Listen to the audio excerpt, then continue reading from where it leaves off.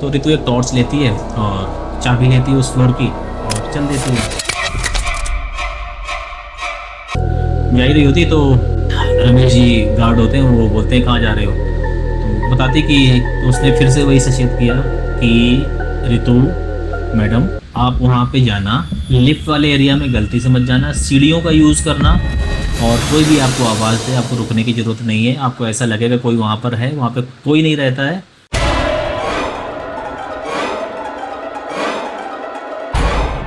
वो दिया की डेड बॉडी वो सीधे खड़ी होती है और ऋतु और दिया आमने सामने हैं और ये दोनों बात कर रहे हैं। वो कहते तुम मरी हुई थी, जिंदा कैसे हो गई।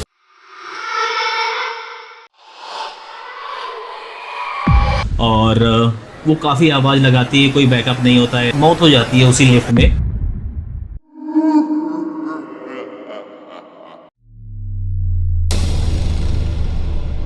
जय श्री राम दोस्तों, मेरा नाम नितिन है और आप देख रहे हैं आपका फेवरेट हॉरर चैनल जिसका नाम है नितिन डार्क स्टोरीज़। और आज जो मैं कहानी आपके सामने लेकर आया हूँ वो थोड़ी सी अलग कहानी है। अस्पताल एक ऐसी जगह होती है जहाँ पर लोग अपने कष्टों का इलाज करवाने आते हैं, अपनी बीमारियों का इलाज करवाने आते हैं और वहाँ पे ठीक होते हैं। अस्पताल आप सबको पता है मेडिकल साइंस के हिसाब से चलता है। और अगर मैं आपको कहूँ कि अगर वो अस्पताल ही भूतिया हो तो क्या आप सोचेंगे? ये थोड़ी अटपटी लगने वाली बात ज़रूर है, लेकिन सच में ऐसा होता है। ये कहानी कोई आज की नहीं है, आज से 30 साल पहले चलते हैं, भोपाल चलते हैं। भोपाल की कहानी है और अस्पताल का असली नाम क्या है वो तो मैं नहीं बता रहा, बट आप ये मान लीजिए उसका नाम हम रख देते हैं city care hospital. City care hospital के नाम से हम इसे बुलाएंगे और इसके बारे में बात करेंगे। तो सिटी केयर हॉस्पिटल के कुछ बिल्डिंग नई बनाई गई थी और कुछ पुरानी हो गई थी। तो जो पुरानी बिल्डिंग थी तो उसे हॉस्पिटल के एडमिनिस्ट्रेशन ने as a store room use करना शुरू कर दिया था कि वहाँ पे पुरानी फाइल, जो फर्नीचर वगैरह टूटा हुआ होता है वो सारा वहाँ पे स्टोर वगैरह कर देते थे। और नई बिल्डिंग में इनका सारा ऑपरेशन वगैरह सारा चलता था, जहाँ पे ओपीडी होती थी, लोग आते थे, डॉक्टर के ऑफिसेज वगैरह, केबिन वगैरह वहीं पे थे और सारे बेड्स वगैरह की व्यवस्था भी नए वाली बिल्डिंग में करी हुई थी। और पुरानी बिल्डिंग में आना जाना ऑलमोस्ट ना के बराबर था। उस बिल्डिंग में एक हादसा हो चुका होता है बहुत पहले। वहाँ पर दिया नाम की एक नर्स होती है जो उस हॉस्पिटल में काम करती थी और एक दिन वो लिफ्ट से 3rd फ्लोर जा रही थी कुछ फाइल वगैरह लेने, तो अचानक से लिफ्ट लाइट चली जाती है और लिफ्ट रुक जाती है, दो फ्लोर के बीच में रुक जाती है।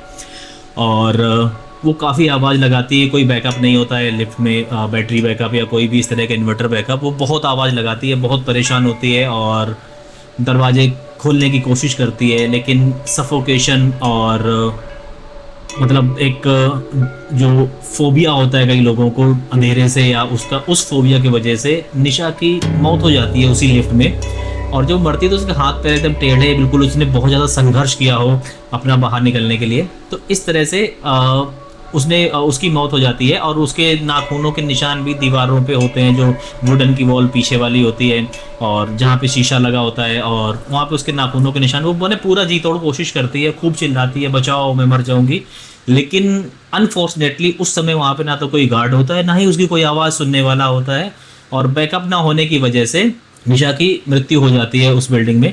तब से लोग कहते थे कि ये बिल्डिंग का ये वाला पार्ट, जो लिफ्ट वाला पार्ट है, ये थोड़ा सा हॉन्टेड है। वहाँ पे कई लोगों ने ये क्लेम किया हुआ होता है कि वहाँ पे जाने से सबको एक अजीब तरह की सिरहन दौड़ती थी जब उस वाले पार्ट में जाते हैं। जैसे लिफ्ट के पास जाओ तो अचानक से ठंड लगनी शुरू हो जाती थी। तो ये सारा कुछ वहाँ पे होता है पहले से, लेकिन अब हॉस्पिटल है और वहाँ पर इतने सारे लोग आते जाते हैं, दिन में सब कुछ नॉर्मल रहता था। रात में कई बार ऐसा होता था कि जैसे गार्ड वगैरह वहाँ पे ड्यूटी कर रहे, तो उन्हें ऐसा लगता है जैसे उस वाले विंग की, उस वाली बिल्डिंग की लाइट जल रही है, लाइट ब्लिंक कर रही है। और कई बार तो लोगों ने लिफ्ट की आवाज़ भी सुनी थी। मैं आपको यहाँ पे पहले ही बता दूँ कि लिफ्ट की इलेक्ट्रिसिटी काट दी गई थी ताकि लिफ्ट फंक्शन में ही ना रहे, लेकिन फिर भी लोग कहते थे कि लिफ्ट के ऊपर नीचे जाने की आवाज़ आती है, उसके टिंग की आवाज़ आती है, जो उसकी बेल होती है। और जब लिफ्ट चलती है तो एक साउंड आता है, एक नेचुरल साउंड आता है, वो लोगों ने सुना हुआ होता है। तो बहुत सारी कहानियाँ फैली हुई थी उसके बारे में। लेकिन और गार्ड को भी पता था कि वहाँ पे कुछ ना कुछ तो हॉन्टेड है, कुछ ना कुछ तो पैरानॉर्मल एक्टिविटी होती रहती है। सबको पता था कि शायद की आत्मा वहाँ पे भटक रही है, इसलिए कोई भी रात में वहाँ पे जाने की कोशिश तक नहीं करता था। तो जब इतनी कहानियाँ उस बारे में सुन ली गई थी, तो जैसे मैंने बताया वो और वो वाला विंग बंद रहता था बिल्डिंग का, और काफ़ी पुराना भी हो गया था, उसमें मरम्मत की भी ज़रूरत थी, सीलन भी थी और अजीब तरह की दुर्गंध भी आती रहती थी। और उसी बिल्डिंग के बेसमेंट में पहले इनका मुर्दा घर भी हुआ करता था, जहाँ पे डेड बॉडीज़ को रखा जाता था। तो उस बिल्डिंग को लोग अवॉइड ही करते थे। अब बिल्डिंग प्रशासन ने, मतलब अस्पताल प्रशासन ने सोचा होगा कि इसे बाद में तोड़वा कर हम एक नई बिल्डिंग बनाएंगे और तब की तब देखी जाएगी। तो इनकी नई बिल्डिंग जो बाहर बनी हुई थी वो अच्छे से सुचारू रूप से चालू थी, दिन में सब कुछ नॉर्मल रहता था, कुछ भी अजीब और नहीं होता था उस अस्पताल में। लेकिन रात होते ही जो पीछे वाली बिल्डिंग थी वहाँ पर अजीबोगरीब घटनाएं होनी शुरू हो जाती थी। अब इस कहानी में एंट्री होती है ऋतु की। ऋतु एक बहुत ही होनहार बहादुर लड़की होती है, अच्छे से पढ़ाई लिखाई उसने की होती है, नर्सिंग का कोर्स किया होता है और उसकी जॉब इस हॉस्पिटल में लग जाती है। अब इस हॉस्पिटल में जैसे ही वो ज्वाइनिंग करती है, तो ज्वाइनिंग के पहले दिन ही जब वो एंट्री करती है गार्ड से साइन वगैरह करके जब अंदर जाना होता है, तो गार्ड एक होता है जिसका नाम होता है रमेश। तो रमेश कहता है कि भाई बेटा आप यहाँ पे नए हो क्या? तो रिया कहती है कि हाँ मैं यहाँ पे नई हूँ। तो रमेश कहते हैं कि बेटा कुछ भी करना, लेकिन उस पुरानी वाली बिल्डिंग में मत जाना, और इनकेस कभी जाने की ज़रूरत पड़ जाए तो लिफ्ट का यूज़ गलती से भी मत करना। तो रिया हंसने लगती है, क्या वो अंकल आप ऐसे क्यों बोल रहे हो, मतलब डराने वाली बात क्यों कर रहे हो? कहता मैंने जो बोला है बस उसको गांठ बांध लो, मुझसे ज़्यादा बहस मत करो, तुम अंदर जाओ। बड़ा अजीब लगता है यहाँ पे ऋतु को कि यार पहला दिन ही है और गार्ड इतने बदतमीजी से इस तरह से बात कर रहे थे, रूडली बात कर रहा, बदतमीजी तो नहीं कहेंगे, लेकिन वो बात आई गई करती है और अंदर जाके अपना ज्वाइनिंग वगैरह वहाँ पे जो प्रोसीजर होती शुरू होती है। तो ज्वाइनिंग के टाइम पर उसे बता दिया था कि आपको स्टार्टिंग में बताया गया था इंटरव्यू के टाइम पर कि यहाँ पर आपकी रोटेशनल शिफ्ट होगी, कभी आपको नाइट शिफ्ट भी करनी पड़ेगी और कभी डे शिफ्ट भी करनी पड़ेगी। तो ऋतु को माइंड मेकअप था, बट ये सोच रहे थे नाइट नहीं करनी पड़े तो ज़्यादा अच्छी, जैसे सब लोग नाइट ड्यूटी अवॉइड करते हैं। बट उसे ये था कि चलो हॉस्पिटल है, नर्सेज हैं, यहाँ पे इतने सारे लोग हैं, क्या ही दिक्कत है, नाइट शिफ्ट भी कर लेंगे। तो वो अपना साइन वाइन करती है, अपना उसे काम असाइन हो जाता है। 3 4 5 दिन तक उसका बढ़िया से वहाँ पे जॉब चल रही होती, कोई फ़र्क नहीं पड़ता है, आराम से वो पेशेंट की टेक केयर कर रही है, आना जाना शुरू कर रही है। 5वें दिन के बाद जब छठा दिन आता है तो उसकी नाइट शिफ्ट लगा दी जाती है। अब जब नाइट शिफ्ट लगती है तो ठीक है, वो अपना शाम को आती है, अपना ज्वाइनिंग करती है और अपना काम वगैरह शुरू कर देती है। तो उसे कुछ पेपर वर्क मिला होता है, वो पेपर वर्क कर रही होती है। तभी एक डॉक्टर आते हैं, डॉक्टर अमन, उससे बोलते हैं कि बेटा ऋतु एक काम करो, मिस ऋतु आप जाओ पुरानी बिल्डिंग के 3rd फ्लोर में स्टोर रूम है, वहाँ पे कुछ फाइल है वो लेके आ जाओ। तो ऋतु देखती है यार अभी तो 12 बज रहे रात के, अभी मैं क्यों जाऊँगी, मतलब उसने बोला कि डॉक्टर अगर मैं कल सुबह लेके आऊँ चलेगा क्या? उसने कहा नहीं, सुबह सुबह कह रहा है कि ऑडिट है यहाँ पर और मुझे कुछ चेंजेस करने हैं उसमें डॉक्यूमेंट्स में, इसलिए आपको अभी जाना पड़ेगा। अब ऋतु मरती कहना करती, उसे लगा कि यार अब तो जाना तो पड़ेगा ही, जब डॉक्टर ने बोल दिया है। तो वो जैसे तैसे करके हिम्मत जुटाती है और अपनी एक साथी नर्स से बोलती है कि तुम मेरे साथ चलोगी? तो उसने कहा नहीं यार मुझे बहुत सारा काम है और अब उस वाले फला बेड पे फला पेशेंट के लिए मुझे अभी एक मेडिसिन भी लेनी है जो मुझे असाइन किया गया है, तो मैं नहीं जा सकती। तो ऋतु एक टॉर्च लेती है और चाबी लेती है उस फ्लोर की और चल देती है। जा ही रही होती तो रमेश जी गार्ड होते हैं, वो बोलते हैं कहाँ जा रहे हो? तो बताती कि, तो उसने फिर से वही सचेत किया कि ऋतु मैडम आप वहाँ पे जाना, लिफ्ट वाले एरिया में गलती से मत जाना, सीढ़ियों का यूज़ करना, और कोई भी आपको आवाज़ दे आपको रुकने की ज़रूरत नहीं है, आपको ऐसा लगेगा कोई वहाँ पर है, वहाँ पे कोई नहीं रहता है और वहाँ पे आप मत जाना। तो उसने बोला अंकल आप चल दो। कहता मैं इस समय अकेला हूँ गेट पर और मैं नहीं जा सकता क्योंकि मेरी भी ड्यूटी नाइट पे लगी हुई है और मुझे लोगों के साइन वगैरह लेने होते हैं, उनकी एंट्री वगैरह करवानी होती है, तो मेरे लिए जाना पॉसिबल नहीं है, तुम किसी दूसरे गार्ड से देख लो। तो ऋतु थोड़ा सा फ्रस्ट्रेटेड हो जाती है, जिससे भी बोल रहा हूँ वही मना कर रहा है। तो वो चुपचाप कहती मैं अकेले चली जाती हूँ, थोड़ा झल्ला के वो चली जाती है उस बिल्डिंग में। उस बिल्डिंग में जैसे ही वो पहला कदम रखती है उसे एक बड़ा अजीब सा फील होना शुरू हो जाता है, यार ये कैसी बिल्डिंग है, मतलब इसमें अजीब सी स्मेल आ रही है, सीलन की स्मेल आ रही है, दीवारों पर काले काले धब्बे पड़े हुए हैं सीलन के, और बाहर तो गर्मी हो रही है, उमस हो रही है, और अंदर एकदम से इतना ठंडा है, जबकि यहाँ पे तो कोई एसी भी नहीं है, पावर का काटा हुआ है मोस्ट ऑफ द चीज़ों का। तो वो जैसे तैसे करके आगे जाती है कॉरिडोर से, फिर अपना राइट लेती है और उस एरिया में जाती है जहाँ पे सीढ़ियाँ आती है। सीढ़ी और लिफ्ट अगल बगल ही होता है, आप सबको पता है। जिस भी बिल्डिंग में, कमर्शियल बिल्डिंग्स में सीढ़ियाँ और लिफ्ट एक जगह ही होती हैं। तो जब वो लिफ्ट के पास से निकल रही होती है, तो उसे ऐसा लगता है कि टेम्परेचर एकदम से 5 डिग्री पे आ गया हो या उससे भी नीचे आ गया हो। उसे बहुत ज़्यादा ठंड लगनी शुरू हो जाती है और वो इग्नोर करती है इन चीज़ों को कि मेरा भ्रम होगा या इस बिल्डिंग में कोई इतने दिन से आया नहीं है, सीला नहीं, इस वजह से ठंड होगी। तो वो कैसे कैसे करके अपने आप को सांत्वना देती है और सीढ़ी की तरफ जाना शुरू करती है। अब वो जा रही होती है सीढ़ी की तरफ। जैसे ही वो सीढ़ी 2 4 5 सीढ़ी चढ़ती है, अचानक से वहाँ की सारी लाइटें जलना बुझना ब्लिंक करना शुरू कर देती हैं, जिससे वो थोड़ा सा डर जाती है कि अचानक से क्या हो गया। फिर उसने कहा पुरानी बिल्डिंग है, मेंटेनेंस इतनी हुई नहीं है, माइट भी मतलब कुछ इश्यू होगा। तो वो कहती ऊपर जाती है। तो जैसे ही ऊपर चढ़ना शुरू करती है, एकदम से बिजली कड़कती बहुत तेज, एकदम से उजाला होता है और एकदम से अंधेरा हो जाता है। और जैसे उजाला होता है, उसे ऊपर वाली सीढ़ी पर रेलिंग पर खड़ा हुआ उसे कोई एक साया दिखाई देता है। और जैसे ही अंधेरा होता है, आंखें मल के जैसे वो देखती है तो वो साया गायब हो जाता है। अब यहाँ पे ऋतु को लगता है कि मुझे ना पक्की बात या तो भ्रम हो रहा है या तो गार्ड की बात सही है। अच्छा, उसने गार्ड की बात को फॉलो किया था और फॉलो करने के लिए कोई ऑप्शन भी नहीं था। गार्ड ने बोला था आप लिफ्ट से मत जाना, तो उसने सोचने लगा गार्ड ने मुझे लिफ्ट जाने से मना क्यों किया। जब लिफ्ट का पावर कट किया हुआ है तो फिर मैं लिफ्ट से क्यों जाऊँगी, कैसे जाऊँगी। यही सोच ही रही होती है कि अचानक से ऋतु को लिफ्ट की चलने की आवाज़ आती है, जिसे सुन के वो चौंक जाती है, बहुत बुरी तरीके चौंक जाती है कि लिफ्ट कैसे चल सकती है जब इसका पावर कट हुआ है। और एक आवाज़ आती है टिंग, और लिफ्ट का दरवाज़ा खुल जाता है। अभी वो लिफ्ट की तरफ देख नहीं रही है, अभी वो सामने देख रही होती है और लिफ्ट का पीछे है, मतलब ये सीढ़ियाँ हैं, ये लिफ्ट है। तो 4 5 सीढ़ी मैंने बताया आपको चढ़ चुकी होती है। अचानक से लिफ्ट का जैसे दरवाज़ा खुलता है, वो पीछे मुड़ के देखती है, दरवाज़ा सच में खुला हुआ था। लिफ्ट का दरवाज़ा सच में खुल चुका था। अब वो इतना ज़्यादा डर जाती है, एकदम से उसके हाथ पैर कांपने शुरू हो जाते हैं। उसके हाथ की जो टॉर्च होती है उसकी भी रोशनी ब्लिंक करने लगती है। वो हाथ पे पटकती है टॉर्च की, चलो शायद इसे ठीक करूँ, बैटरी हिल गई होगी।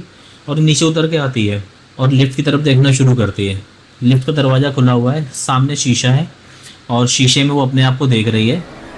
तभी उसे ये फील होता है उसके पीछे कोई खड़ा है। तो एकदम से पलट के पीछे देखती है, कोई नहीं। अब अचानक से उसकी नज़र अपने ही प्रतिबिंब पर जब सामने शीशे में पड़ती है, तो उसे पीछे एक नर्स दिखाई देती है, जिसके बाल पूरे चेहरे पर आए हुए होते हैं, गर्दन उसने झुका रखी है, नर्स का यूनिफॉर्म पहना हुआ है और उस यूनिफॉर्म पर खून के धब्बे लगे हुए हैं। वो चीज़ उसे शीशे में दिख रही है, मिरर में दिख रही है, लिफ्ट के मिरर में दिख रही है, बट पीछे देखने की कोशिश कर रही है, उसे वहाँ पे नहीं दिख रही है।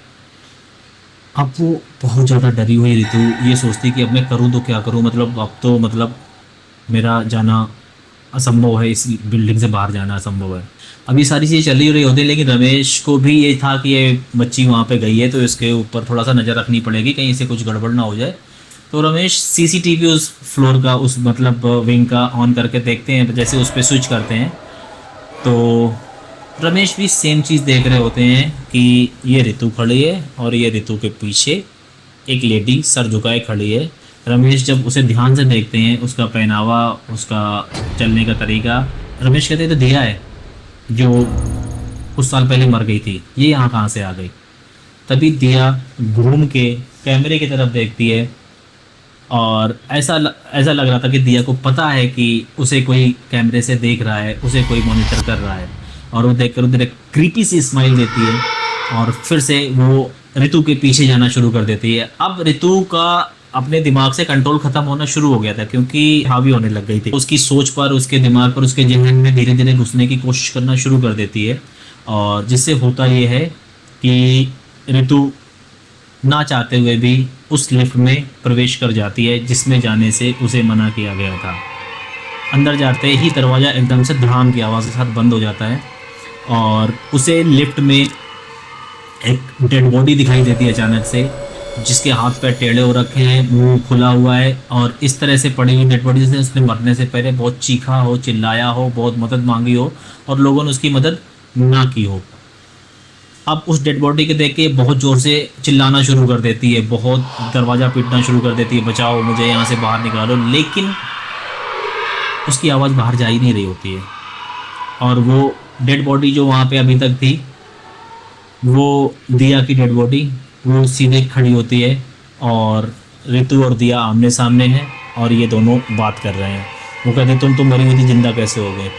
उसके मतलब जहन में ज़्यादा कुछ आ नहीं रहा होता है। फिर वो धीरे धीरे करके दिया उसे बताना शुरू करती है कि मेरी ऐसे ऐसे मृत्यु हुई थी यहाँ पर, और अब तुमने मुझे देख लिया है, मैं तुम्हें अपने साथ लेकर जाऊंगी, तुम्हारी आत्मा पर आज के बाद सिर्फ मेरा अधिकार रहेगा। अब रितु को ये हो गया था कि आज मेरी मृत्यु पक्की है, और वो बहुत ज़्यादा डर जाती है कि चीखना चिल्लाना शुरू कर देती है और बोलती है मुझे माफ़ कर दो, मुझे भगवान के लिए छोड़ दो, मैं आज के बाद जॉब छोड़ दूँगी, मुझे यहाँ पे आने नहीं है, मेरी माँ के लिए घर पे और मुझे उसकी देखभाल करनी है। बट जो दिया की आत्मा होती है वो हंसे जा रही है, लगातार हंसे जा रही है इसके ऊपर, और ये कुछ नहीं कर पा रही है। फिर होता यह है कि अचानक से लिफ्ट जाके बेसमेंट में रुकती है। मैंने बताया था ना स्टार्टिंग में कि बेसमेंट में मुर्दाघर हुआ करता था। बेसमेंट में जाके जैसी लिफ्ट रुकती है तो दरवाज़ा खुलता है उसका, तो जो ऋतु होती है एकदम से भागती है कि चलो कहीं तो लिफ्ट रुकी है और मैं भागूं और सीधे इस बिल्डिंग से बाहर जाऊं। लेकिन जैसे वो सामने भागती है, अचानक से दरवाज़ा खोलती है सामने का, तो उसकी एंट्री हो जाती है उसी मुर्दाघर में। जैसे उस मुर्दाघर में उसकी एंट्री होती है, उसे वहाँ पर सैकड़ों डेड बॉडीज़, हर एक बेड पर एक डेड बॉडी पड़ी है, सबके मुंह ढके हुए हैं, प्रॉपरली बंधे हुए हैं, और लाइट जल रही है। अचानक से लाइट ब्लिंक होना और एक तेज हवाएं चलना शुरू हो जाती हैं उस मुर्दाघर में, और धीरे धीरे सारी डेड बॉडीज़ के चेहरे से हटना शुरू हो जाता है, मतलब जो कपड़ा पड़ा हुआ था है। और ये देख के ऋतु, मतलब ये हो गया था, उसे लग ही नहीं रहा था कि वो जिंदा है या कुछ उसके सामने ऐसा कुछ हो रहा है। उसे ये लग रहा था कि जैसे कोई सपना देख रही है और उसके सपने में सब हो रहा है। तो बहुत ज़्यादा अपने आप को झिझोड़ कर जगाने की कोशिश करती है, लेकिन ये सच सपना नहीं था, उसकी हकीकत थी। अब जैसे सारे चेहरे खुलते हैं, एक डेड बॉडी को देखकर ऋतु के पैरों के तले से ज़मीन खिसक जाती है। और आप लोग भी ये सुन के आप लोगों को भी डर लग जाएगा कि ऋतु अपनी ही डेड बॉडी देखती है एक बेड पे पड़ी हुई। अब ऋतु को काटो तो खून नहीं, उसे लगा ये कैसे हो सकता है, मैं तो यहाँ जीवित खड़ी हूँ और वहाँ पर मेरी डेड बॉडी कैसे हो सकती है। तभी ऋतु के कंधे पर एक सड़ा हुआ गंदा सा ठंडा हाथ आकर उसके कंधे पर रखता है, और पीछे पलट कर देखती है तो उसके पीछे वही लड़की दिया खड़ी हुई होती है, वही जो नर्स जो मरी थी। और दिया उससे कहती है कि अब तेरे शरीर तेरी आत्मा पर सिर्फ मेरा कब्जा है, तूने मुझे देख लिया, अब मैं तुझे नहीं बचने दूंगी, यहाँ से नहीं जाने दूंगी, कुछ भी हो जाए। जो दिया की आत्मा होती है वो ऋतु के अंदर धीरे धीरे प्रवेश करना शुरू करती है, जिससे होता यह है कि वो आत्मा ऋतु के शरीर में प्रवेश कर जाती है और ऋतु एकदम से सीधी खड़ी हो जाती है। उसके हाथ पर पूरी तरह से अकड़ जाते हैं, वो चाह के भी ना तो कुछ बोल पा रही ना चिल्ला पा रही है, और बहुत ही एक विभत्स सा सीन वहाँ पर हो जाता है। और देखते देखते वो सारी डेड बॉडीज़ वहाँ पे उड़ जाती हैं और एक अजीब तरह का शोर उस मुर्दाघर में शुरू हो जाता है। ऋतु को लगता है कि उस सारे मुर्दों की बातें सुन सकती है, उनसे बातें कर सकती है, और उस सारे मुर्दे खड़े होकर एक अजीब तरह का कोहराम मचा रहे होते हैं उस मुर्दाघर में।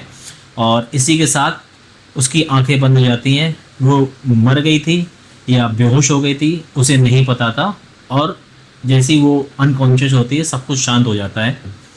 अब इस सारी प्रक्रिया को चलते चलते चलते चलते सुबह हो गई होती है। अब जब सुबह होती है तो जो हमारे गार्ड होते हैं रमेश जी, ये 2-4 लोगों को लेके तुरंत उस बिल्डिंग की तरफ भागते हैं कि वहाँ पे कोई ना कोई फंस गया है, उसे जाके बाहर निकालो। और जाते हैं, सीसीटीवी में उन्होंने देखा होता कि लिफ्ट चली है, नीचे रुकी है, बेसमेंट में गई, तो उन्होंने बेसमेंट में कैमरा स्विच किया, तो बेसमेंट में उन्हें पहले ऋतु उसके पीछे पीछे दिया जाती हुई दिखी, और फिर मुर्दाघर के अंदर कैमरा था नहीं तो वो नज़र वो देख नहीं पाए। तो वो जैसे ही अंदर जाके देखते हैं, पूरे मुर्दाघर में एक भी डेड बॉडी नहीं होती है सिवाय ऋतु के। ऋतु वहीं पर मरी पड़ी होती है और ये लोग उसी में खड़े होते हैं। पूरी दीवारों पर ऐसा लग रहा है जैसे रात में बहुत भयंकर युद्ध हुआ है, पूरी दीवारों पर खून के छींटे, हर तरफ शीशा लेदर मची हुई होती है। और ये लोग ऋतु को उठाने की कोशिश करते हैं कि इसे ले जाके हॉस्पिटल में इसे वो करेंगे, इसकी जो प्रोसेस है डेड बॉडीज़ को जमा करने की वो सारी करेंगे। लेकिन तभी अचानक से जो पीछे का दरवाज़ा होता है वो खुलता है और दिया वहाँ पे फिर से आ जाती है, और वो कहती है कि तुम लोगों ने मुझे देख लिया है और तो अब तुम लोग भी मेरे साथ ही जाओगे, मैं तुम लोगों को भी नहीं छोड़ूंगी, ऋतु की आत्मा मेरे साथ है, तभी उन्हें ऋतु की भी आत्मा के दर्शन हो जाते हैं, उसे दिखाई देने लगते हैं कि ऋतु भी यहाँ पर है। तो रमेश जी जिसके साथ आए थे तो दूसरा वाला बंदा तो बहुत ज़्यादा डरने लगता है, कांपने लगता है, लेकिन रमेश जी को पता था कि यहाँ पर ऐसी चीज़ें होती हैं, तो उन्होंने अपने लिए कुछ व्यवस्था कर रखी थी पहले से, कोई कलावा वगैरह बांध रखा था, कोई रक्षा सूत्र वगैरह बांध रखा था, तो उन्हें वो आत्मा छू नहीं सकती थी क्योंकि उन्हें इन चीज़ों पर भरोसा था और उन्हें नौकरी भी करनी थी, इसलिए उन्होंने उसकी व्यवस्था पहले से की हुई थी। वो कहते तू मेरा कुछ नहीं बिगाड़ सकती है और इस बच्ची का भी तू कुछ नहीं बिगाड़ सकती, इसे तूने मार दिया है, इसकी आत्मा को मोक्ष मिलेगा, तुझे मिले ना मिले, मैं इसकी डेड बॉडी को लेकर जा रहा हूँ, रोक सकती तो रोक ले। और रमेश जी उसकी डेड बॉडी को उठाते हैं, दरवाज़ा खोलते हैं, चल देते हैं। वो आत्मा रोकने की कोशिश भी नहीं कर पाती, उन्हें शायद उनके पास कोई शक्ति थी, वो दोनों लोग लेकर उसे निकल जाते हैं और हॉस्पिटल में उसे जो प्रोसीजर होते हैं उसमें डाल देते हैं। और इसके बाद से उस विंग को पूरी तरह से बंद कर दिया, उसकी जो फाइल्स वगैरह भी थी, स्टोर रूम के लिए भी जो यूज़ करना होता था वो भी बंद कर दिया जाता है, और जो फाइल्स वगैरह अपने नई बिल्डिंग में एक रूम में शिफ्ट करा दी जाती हैं, एक स्टोर रूम में, और उसमें हमेशा के लिए ताला लग जाता है। लेकिन लोग बताते हैं कि उसमें बाद तक, उसके 10 साल बाद तक भी, जब तक वो हॉस्पिटल अभी भी है, तो वहाँ पर अभी भी इस तरह की चीज़ें देखने को मिल जाती हैं। कई बार ऐसा लगता है कि वहाँ की रूम में कोई लेडी घूम रही है, उसके बाल फैले हुए हैं, और कई बार उसमें लाइट जल रही है, कई बार बुझ रही है, जबकि उसका पावर कनेक्शन हमेशा के लिए काट दिया गया है, अब उसमें कुछ भी नहीं है। और अस्पताल प्रशासन ये सोच रहा है कि एक दिन उसे तोड़कर पूरी तरह से डिमोलिश करके एक नई बिल्डिंग या फिर उसमें कुछ और चीज़ें शुरू की जाएँ।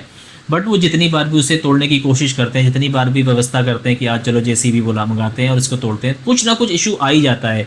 कई बार जो जेसीबी के या वर्कर होते हैं उनकी तबीयत ख़राब हो जाती है, कई बार जेसीबी ख़राब हो जाती है, कई बार ब्रेक डाउन हो जाती है, वो चाह कर भी उस बिल्डिंग को तोड़ नहीं पा रहे, आज तक नहीं तोड़ पा रहे हैं। तो दोस्तों यही थी मेरी आज की कहानी। अगर आपको वीडियो पसंद आ रहे हैं तो वीडियो को लाइक ज़रूर करें, चैनल को सब्सक्राइब करें और कमेंट करके आप अपनी राय दे सकते हैं। मिलते हैं अगली वीडियो बहुत जल्द, तब तक के लिए जय श्री राम।